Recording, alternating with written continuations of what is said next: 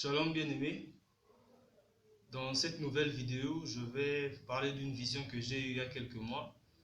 Mais avant cela, je vais lire quelques passages pour que vous ayez une idée de ce dont je vais parler. Je suis donc dans Daniel 80, l'arbre que tu as vu. Daniel est en train de parler, d'interpréter le songe que le roi de Babylone, Nabuchodonosor, avait eu. Le rêve, le songe du grand arbre. L'arbre que tu as vu, qui était devenu grand et fort, et dont la cime atteignait le ciel, au verset 22, c'est toi, ô roi. Donc dans ce passage, on parle du roi comme d'un arbre, c'est-à-dire d'une personne ou d'un homme comme d'un arbre. Et dans Ézéchiel 31, 10, il est dit, ici dans ce passage, on parle du roi d'Assyrie. C'est Dieu qui parle du roi d'Assyrie ou de la Syrie. Il dit, c'est pourquoi le Seigneur l'Éternel dit ceci. Parce qu'il s'est dressé de toute sa hauteur, parce qu'il a porté sa cime dans le ciel, parce que dans son cœur il s'est enorgueilli, de sa très haute taille, je l'ai livré entre les mains du héros des nations. Le héros des nations, c'est le pharaon. C'est le pharaon. C'est-à-dire que le roi d'Assyrie avait été livré entre les mains du pharaon, sous le pouvoir du pharaon. Et donc, dans ce passage aussi, on parle du roi d'Assyrie comme d'un arbre qui s'était dressé de toute sa hauteur, et parce que sa cime, son sommet avait touché le ciel. Et il dit, parce que dans son cœur, il s'est enorgueilli de sa très haute taille. Donc, maintenant, je vais parler de la vision. Et donc, dans la vision, j'étais quelque part en train de marcher. Et en levant les yeux vers le ciel, j'ai dit, Père, donne-moi un signe. En fait, je demandais un signe. Je voulais en fait connaître l'époque de la manifestation de loin de Dieu que nous attendons tous. Et donc, le président prophétique congolais à venir. Et voilà pourquoi j'ai demandé à Dieu, comme un père, de me révéler l'époque de la période de son apparition. Et donc, à ce moment-là, il y a un arbre qui est apparu devant moi, mais à une certaine distance de moi, et disons à 2 dizaines de mètres de moi, à une vingtaine de mètres de moi. Et cet arbre touchait le ciel, il était extrêmement haut, et il touchait le ciel. Cet arbre était rouge, d'un rouge pâle, comme si il avait été frappé par la foudre, et il n'avait pas de branches. Et ensuite, un autre arbre est apparu devant moi, mais plus près de moi, c'est-à-dire à une dizaine de mètres de moi, alors que le premier était à une vingtaine de mètres de moi. Et il était assez court. C'était un petit arbre. Et après cette apparition, il m'a été dit, j'ai entendu une voix qui a dit, si cet arbre, c'est-à-dire le deuxième, celui qui était de petite taille, s'il survit à la neige ou à la gelée, c'est-à-dire voilà, un peu comme en hiver, s'il survit à cela, ce sera un bon signe. Donc, on comprend ici, et puis je suis sorti de la vision, on comprend donc ici que ce n'est pas un signe temporel pour me dire que voilà, c'est à telle époque, mais c'est un signe circonstanciel pour me dire que voilà, si telle chose arrive, ça sera bon, ça sera un bon signe. Et donc je vais comme ça mettre des images. ou pas, pour que vous ayez une idée de ce que j'avais vu. En fait, voilà. Et voici donc l'image du premier arbre que j'avais vu, qui touchait le ciel et qui représentait Joseph Kabila. Cet arbre était, comme je l'ai dit, de couleur rouge pâle, parce qu'il était frappé par la foudre. Comme vous pouvez le voir, un peu cette partie rouge de cet arbre frappé par la foudre, cet arbre-là avait cette couleur-là rouge pâle. Et ensuite, j'avais vu le petit arbre qui représentait Tshisekedi, et avec la gelée, comme on peut le voir sur l'image, cette gelée à laquelle le président devait survivre et qui serait un bon présage. Et donc voilà, je vais passer à l'interprétation de la vision. En fait, j'étais en train de marcher, et j'ai demandé à Dieu, Père, donne-moi un signe. Et parce que j'avais le souci de savoir à quelle époque, à la vue des massacres à l'Est, de toutes ces choses, d'Ebola qui tue les personnes, auxquelles les personnes succombent, j'avais le souci de cette intervention, de voir Dieu intervenir en notre faveur selon les promesses qu'il a faites et qui sont rapportées principalement par les prophéties sur le Congo. Et donc, il y a eu cette apparition de ces deux arbres. En fait, les arbres, comme je l'ai lu dans Daniel 80, Ézéchiel 31, 10 et la suite, les arbres représentent des personnes ou des hommes, en particulier des dirigeants, pour ne pas dire des rois, des présidents, parce qu'il s'agit ici du Congo.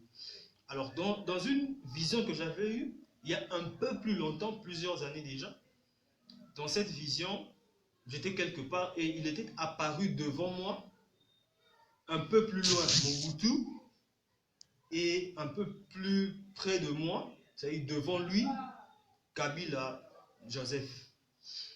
Et donc il y avait Mobutu et Kabila Joseph. Bon, si je n'avais pas vu les autres, c'était voilà, c'était selon le contexte. Et donc, dans cette nouvelle vision que j'avais eue, il y avait deux arbres. L'arbre qui était derrière, dont le sommet, la cime touchait les cieux, c'est Joseph Kabila. Et le petit arbre que j'avais vu, qui était un peu plus près de moi, c'était Félix Tshisekedi. Et donc, Kabila, on voit l'arbre, le premier arbre, celui dont la cime touchait les cieux, comme le dit Ézéchiel 31, 10, l'arbre s'est dressé de toute sa hauteur, et sa cime touchait le ciel. Et parce que dans son cœur, il s'est enorgueilli de sa très haute taille. Point de suspension. Donc on voit là l'image de l'orgueil. L'arbre s'est élevé jusqu'à atteindre le ciel. C'est cette image-là de l'orgueil. En fait, ça représente Joseph Kabila qui, à cause de tout le pouvoir qu'il avait eu, de toute la notoriété, s'est enorgueilli et s'est élevé jusque dans les cieux, se prenant pour Dieu.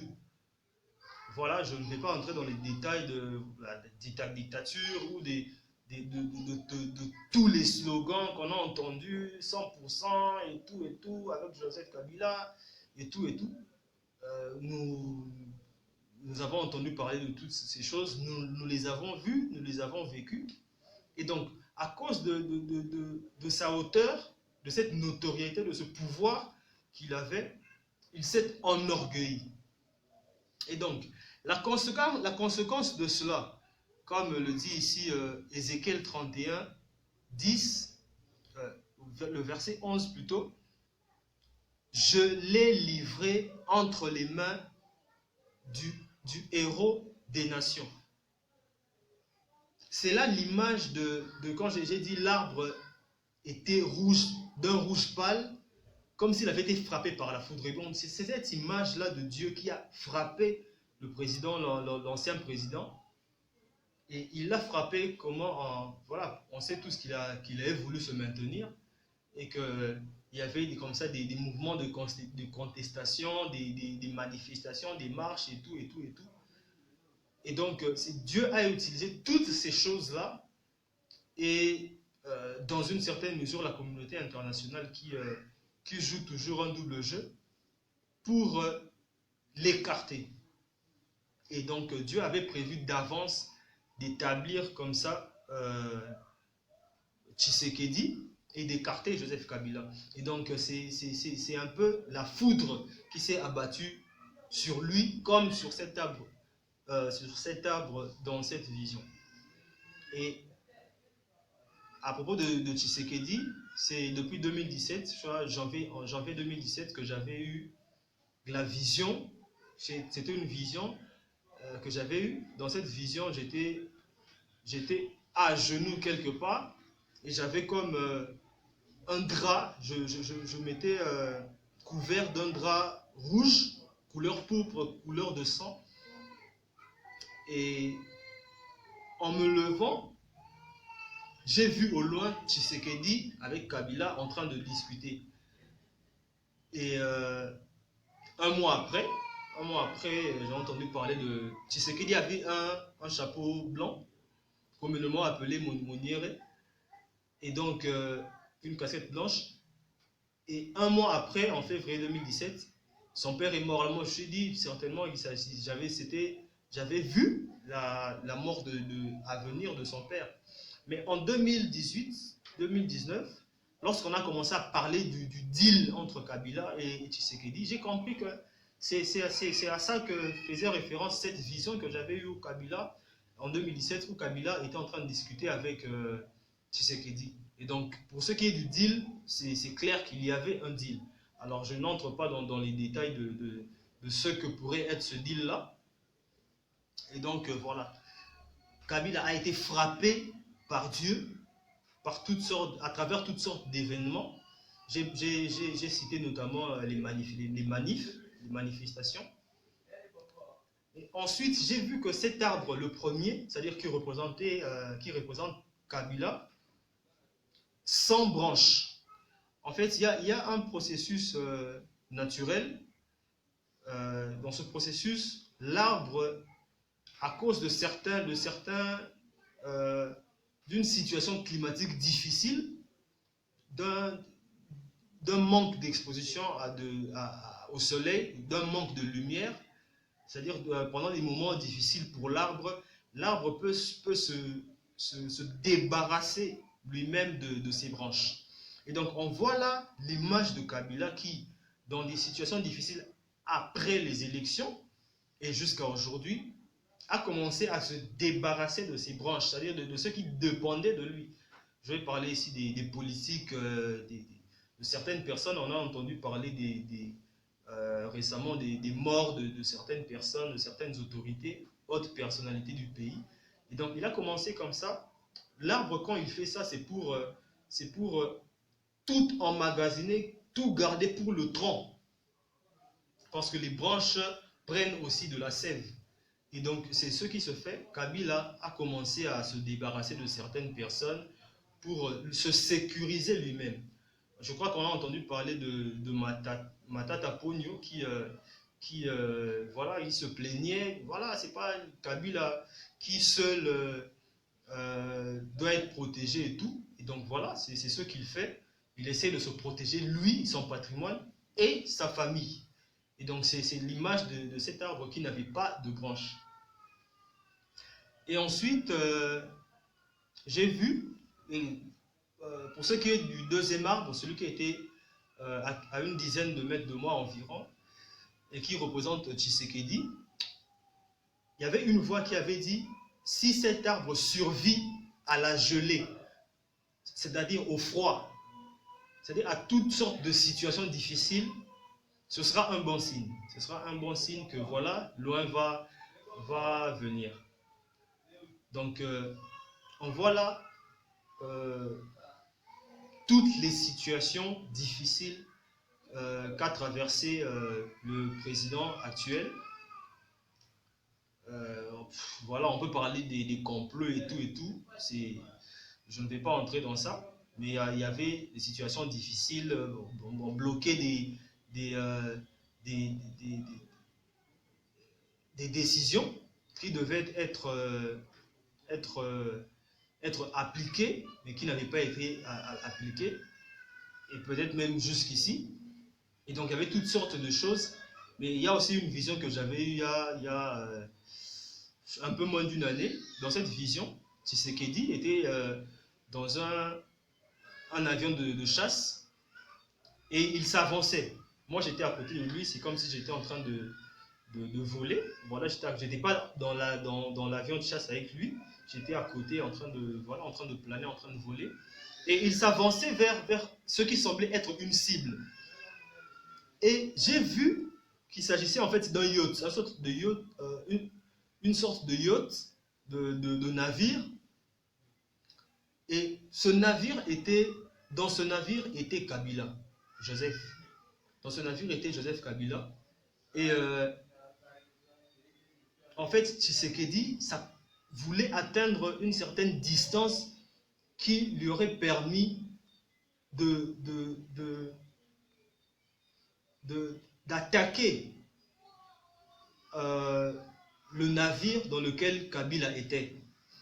Et donc, mais lorsqu'il atteignait cette distance propice à cela, il y avait comme un système anti-aérien dont était équipé le navire, le yacht ultra sophistiqué dans lequel Kabila se trouvait, et qui ne permettait pas à Tshisekedi d'avancer plus loin et d'avoir cette distance-là qui lui aurait permis d'asséner cette frappe.